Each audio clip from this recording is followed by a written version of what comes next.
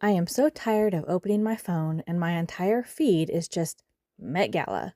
And I am not an artist, I would never claim to be one, but I genuinely do not understand why these people dress the way they do, or why anyone cares. Like, I cannot log on to a single platform without Heidi Klum, Sabrina Carpenter, or Connor Story just front and center. And apparently Jeff Bezos sponsored the whole thing. I don't even know what to do with that information. I guess not everyone was thrilled about it either, because there were actual protests outside. People showed up to push back on a man worth hundreds of billions of dollars, essentially putting his name on fashion's biggest night. But my favorite part, one of the actresses there, Sarah Paulson, showed up wearing a blindfold of a dollar bill.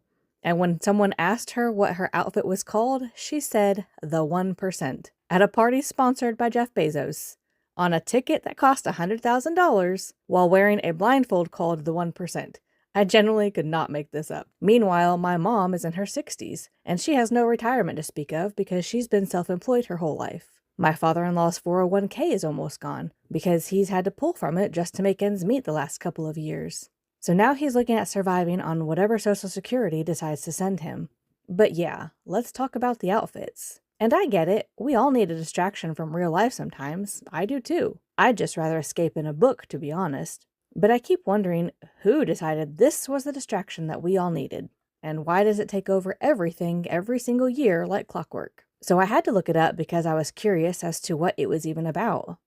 The Met Gala started in 1948 as a midnight supper at the Waldorf Astoria. Tickets were $50, and it was basically just a fundraiser dinner for the costume department at a museum in New York.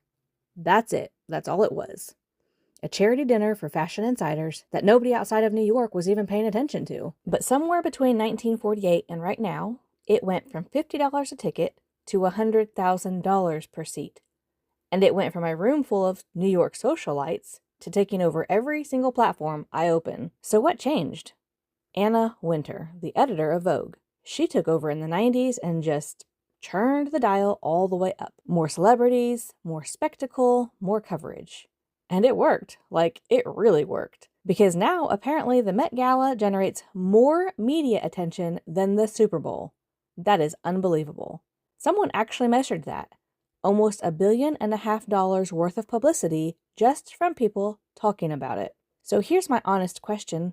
Who is that actually benefiting? Because the museum gets their cut, the designers get their exposure, Vogue gets their moment, and the rest of us just provided the attention that made it worth that much. For free. Which brings me back to my father-in-law sitting down trying to figure out how far a Social Security check actually goes. $100,000. That's what one ticket cost that night. That's a year's salary for most two-income families. That's enough to buy a house in most parts of rural America. That's somebody's mom's retirement that never quite materialized. I'm not saying nobody should have nice things. That's not the point. I'm just saying we handed them $1.5 billion worth of attention. What would happen if we pointed that same energy at something else? If you've been thinking the same thing, you might as well subscribe. There's more of this coming.